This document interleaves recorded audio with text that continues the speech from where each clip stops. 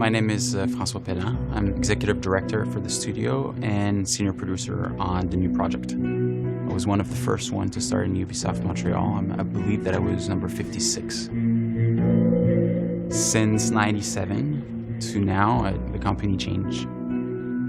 We all matured. We all made a lot of mistakes, tried different things, had a lot of success on stuff, less on others, but we've all learned. That's been the beauty of Ubisoft in Quebec, in Montreal, is that company that gives you the chance to try stuff and to create. Because when you do something for the first time, you innovate.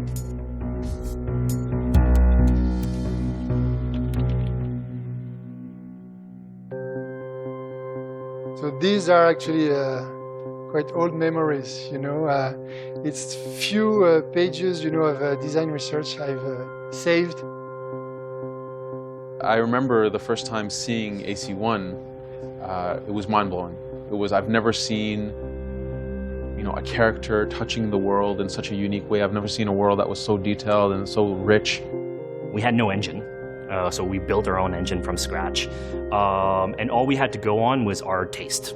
As you can imagine, when you don't have any specs, you're basically given a blank check. You can invent the world if you want, and we completely did invent the world. Like the amount of features that we had, the final game had 9 missions. The original game that we designed had 72. Assassin's Creed is about transporting people to a time that they can never really truly visit. The games have always had this really great sense of freedom, of exploring somewhere, of going to a historical context in these amazing looking worlds. I don't want the player just to focus on fight and action and look at the ground, you know. I want people to look up. It's an open world, so I want the people to wait for the sunrise. We saw this little prototype of naval combat that they were doing for AC3. We got super excited because it was beautiful, it looked fun, and I think this was the thing that kind of kicked off the idea that what if Assassin's Creed went into the golden age of piracy? For every game we try to bring new colors, new vibrant flavors. Brotherhood was really the sequel of Ezio. I mean, people love so much Ezio in AC2 that it was really good to see him again and to see how grown he was. He was a leader now, not this young man anymore. We wanted to be able to climb everywhere, to discover every places, but have like no limitation on the exploration. Being able to just do cool things with parkour. Me, I can't do that. I can't climb buildings and jump over rooftops. With AC3, we really showcased that the franchise can go anywhere. With the frontier, the snow. There's actually a full seasonal weather system. So you have summer, fall, winter, and spring. We dreamed big and just tried stuff. And then at some point it was working and it was magical. I was a kid not very happy at school. I was always trying, always dreaming, drawing like castles, places. I'm still doing the same thing, you know, now. It's like creating universe, creating worlds, and this is what I love to do. I sat at home playing AC2 in my living room and said out loud to my husband, "Oh my God, this game, I just love this game so much. I'd love to work on this is so cool." Then when you get the opportunity to work on that game, you feel very connected to it. You feel protective of it. It's like a child. You want it to do really well. Innovating in AC is always both exciting, you know, and tricky. Innovation isn't necessarily like going crazy. It's about like finding the difference that matters and also keeping the soul of the brand alive. I always say it's really hard to just say, okay, let's innovate, let's start innovating. There's no such thing. Instead, you know, I can say that raising as many lightning rods as possible, hopefully lightning will strike.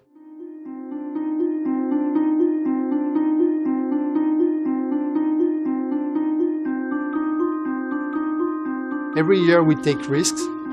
This one we may have taken too many risks. There were a lot of ambitious elements. It was the biggest city we'd ever built. It was a really complex city, and if you look at it, it looks beautiful. Everything was fresh, everything was new. It was this huge ambition, which was amazing. AC was the first one in the AC brand where we saw that it was a much lower Metacritic. For people to work so hard on something for 4 years and then to have the reception that it had, You're leaving a piece of yourself in that thing. It's like you're a kid being told you're ugly and you're fat. And that, it hurts. Your little heart breaks a little bit. The worst thing that can happen actually when you release a game is to have one of your bugs becoming the front cover of the entire internet. Nobody's happy when 4 years of hard work are just image, with the bug. Some people took it personally, some people took it upon themselves that, they made mistakes. At the same time, I do feel for the fans who felt somehow that it didn't meet their expectations. That's disappointing as well. And that's something we can never take for granted as a developer. But the main thing for me is you look at that critically. You do postmortems and you say, what can we improve? Ubisoft is very aware that as we push the games out, we constantly need to innovate and bring something new. I've got this great core of technology that's there, but how can we do even more with it? By listening to the comments, reading the forums, reading the reviews, we always base our next steps on that. So we really took a step back. We had to admit, the flaws. For sure, there's always challenges. But to me, when you have a challenge, you face it and you move forward. And then you pick yourself up and you move on to the next challenge that you have, and you build on the things you did well and the things that people enjoyed and that they wanted more of. In the end, what is at the core of our work is really to think about the player. So these people we should never ever forget. The players are our audience, but we are also players. We want the game to be the best possible player experience because we all play our games. Right here, right now, we're in the middle of production of a new Assassin's Creed game. There's hundreds of people working on the project, and we're working on making sure that we do an amazing game. We want to do something that doesn't exist. We don't know how we will make it. We worked hard, we fail, we retry, we test, etc. And in the end, we do something that we hope people will like. We're putting a lot of new features, new things that the player hasn't been able to do before in the game. I really like to have people to think in a few years' time, 5 years, 6 years. Do you remember that game that we did in 2015? It was great. From missions to features to cinematic to story, every second of this experience is going to be amazing.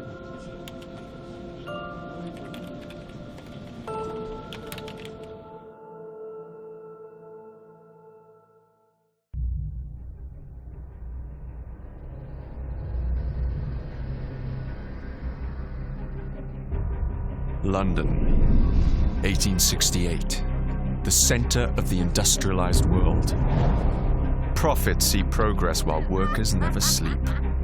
Slavery not only comes through irons and chains, but through our very struggle to survive. Time for a change.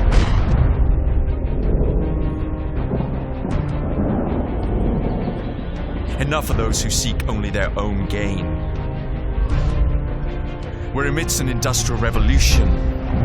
The telegraph, electricity, are changing the way that we live, shaping our future. But it must be a future for everyone. A different revolution is rising, more subtle. A blaze from the ashes of an old brotherhood.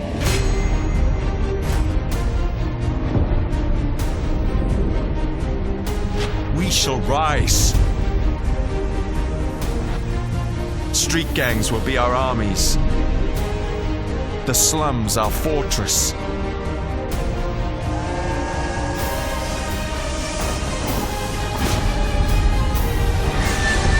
They say this is the modern era. I say it's time for a rebirth.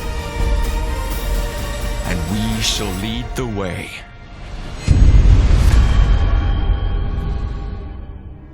My name is Marc-Alex Sicoté, and I'm a creative director at Ubisoft Quebec City. Assassin's Creed Syndicate takes place in London in 1868. The Industrial Revolution, in essence, is society going from almost a medieval society to the modern society in which we live in today. It's an increase in productivity that's never been seen before in the history of mankind. You see transportation breaking through. In the span of a few years, enough railroads were constructed to go around the circumference of the Earth. It's a world that's ruled by science. We'll see tons of progress in medicine that prolongs the lifetime of people from about 20 years old to 50 years old. It's a world that's no longer ruled by kings or by religion. It's a world that's ruled by money. And this is something that completely changes society. You have the upper classes, which still rule the city because they are the ones who have the right to vote. So the fate of the lower classes was pretty much to either work hard and to die young, or to resort to something new. The industrial era sees the birth of organized crime, a bit as we know it today. It's really a concept that takes root in the Victorian era. People would band together to try to defend their common interests in what we could call syndicates.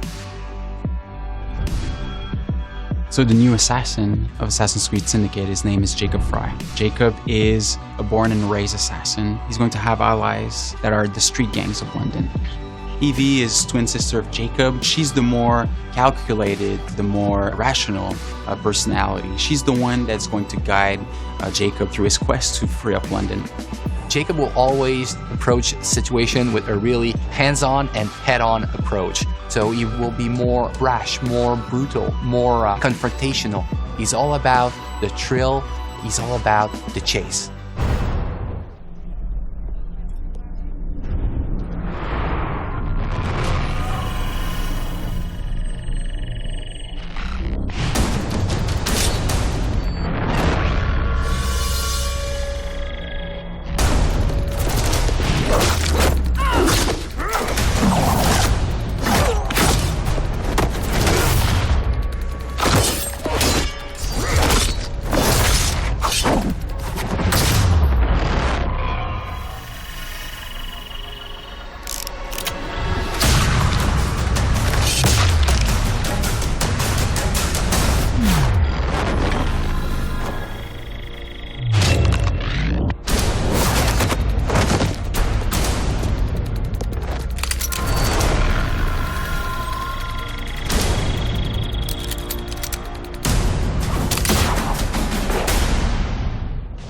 Assassin's Creed Syndicate will be the fastest-paced Assassin's Creed that we've ever built. The speed of combat in Assassin's Creed Syndicate has changed from the past. We are making combat much more closer range than ever in the past. The reason we're doing this is that the Victorian era has changed the way we think about weapons. You can no longer walk down the streets with a sword at your hip. You would be arrested. People fought with hidden knives, hidden blades, with brass knuckles. So there's a lot of freedom for the player to create chaos. We are making combat much more like a brawl in which you have to control the crowd and jump from one enemy to another enemy. One of the key innovations of Assassin's Creed Syndicate is its traffic system, and it's going to open up so many more gameplay possibilities. Players can jump on top of vehicles, they can drive them, they can integrate them to parkour. They can kill and assassinate people from vehicles. It makes the combat much more faster paced, but also more brutal and more lethal than ever before. Let me show you what I mean in this first gameplay walkthrough of Assassin's Creed Syndicate. It's reckless. It's clever. The Blighters control every criminal enterprise in the city. If they work for us... Yes, but they work for the Templars. No, they're paid off by the Templars. Slight difference. If we take control of the gangs, we take control of London from the bottom up. You are talking about building yourself an army. Miss Fry, tell him this is complete madness. You'd need to consolidate your control. I can keep the rival gangs and the police from sweeping in and seizing the territory. You can't very well send Bloody Nora an engraved invitation. We have no idea where they hold up. Yeah, we do. You found them? The Blighters are operating out of the rookery. Bloody Nora will be there. Good work, Clara. Tremendous work. Jacob. Can't talk now, Henry. Duty calls. To your health. Apologies, Mr. Green.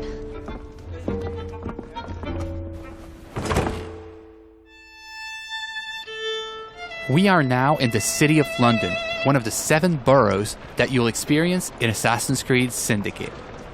The city of London was the economic and financial heart of London in the 19th century. The borough fully embodies the hustle and bustle spirit associated with Victorian London. Booming businesses, busy sidewalks, and even busier streets.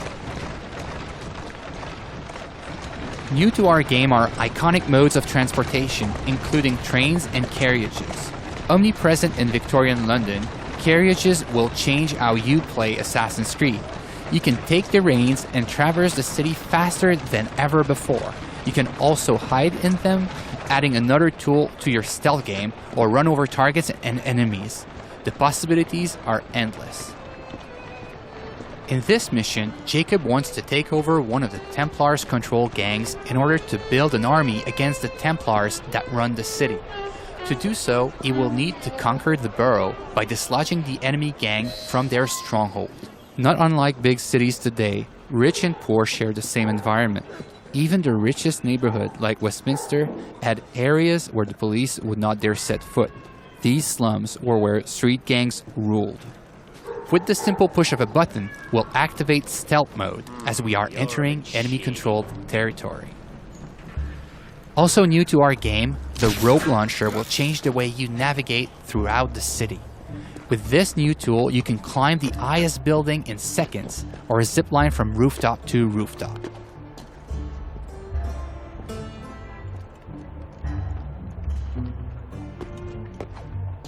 Let's trigger Eagle Vision to study our surroundings.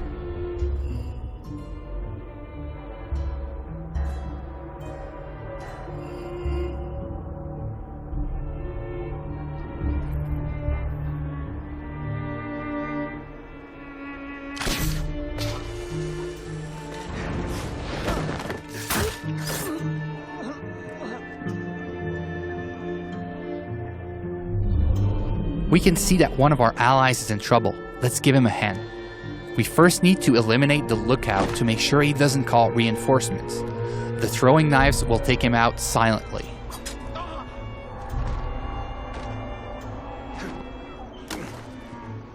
Well, that doesn't look entirely honest.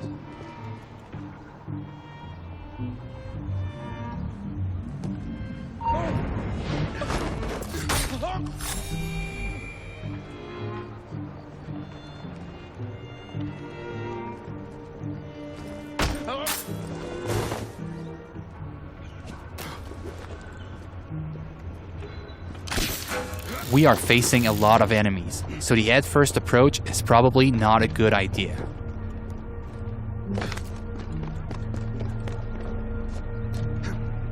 Also new to our game is the ability to use the environment to take out your enemies.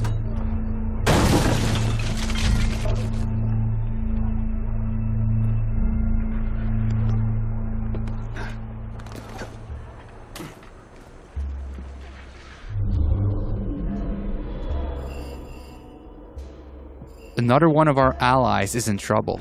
Let's take care of this before it's too late for him.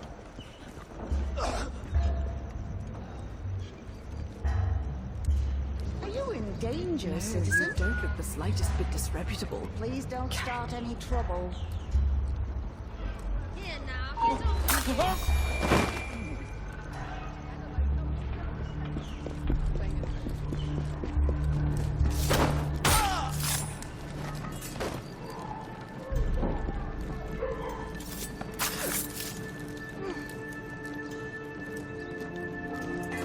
Now that our ally is free, Thanks for the help, boss. we'll ask him to assist us in our fight for this slum. Here is the stronghold leader, highlighted in yellow. Let's try to take him out with stealth, as he is more dangerous than common thugs. We'll use the hallucinogenic darts to turn our enemies against one another.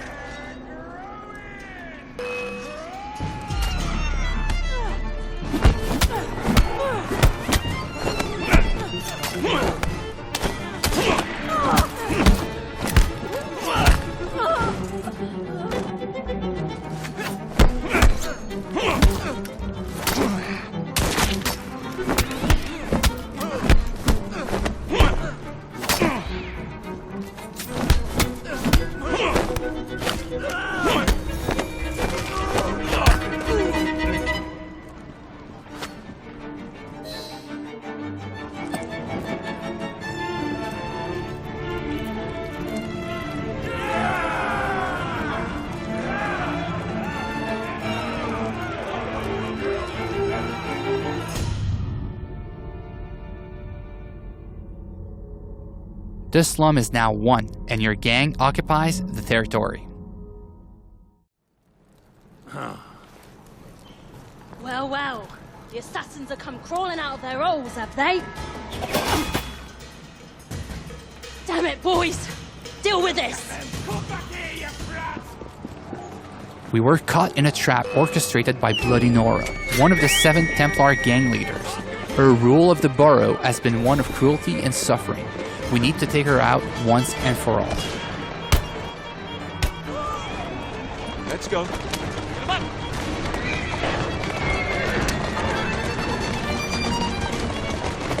Faster.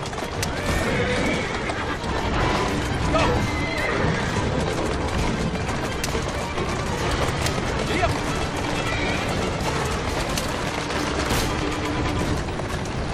Bloody Nora's thugs are trying to make sure you don't get there, ramming our carriage to kill it. Our carriage has taken some damage but seems to be holding up.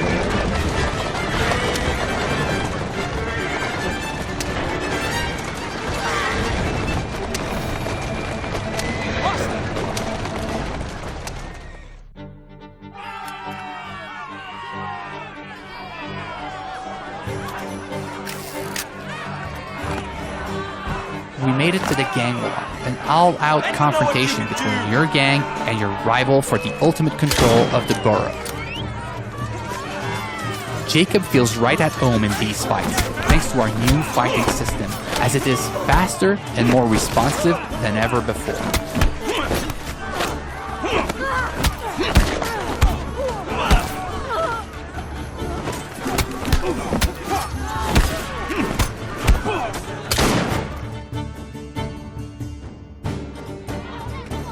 Ladies and gentlemen, we are Jacob and Evie Fry. And as of this moment, you all work for us.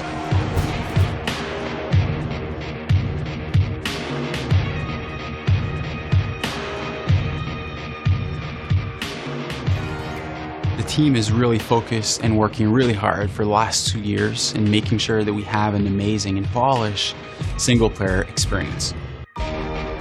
All the people I encounter on the teams, I keep asking to take good care in like the little street corner that they are working on, to try to tell a story with all the tools that they have, with the crowd that they are placing, so that the game has a story to tell everywhere the player turns a stone.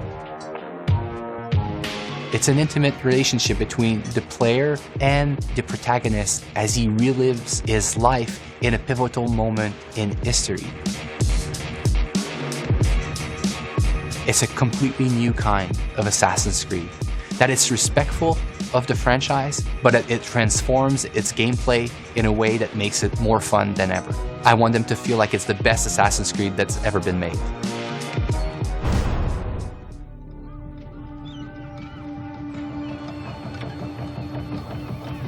It's a bloody marvelous time to be alive.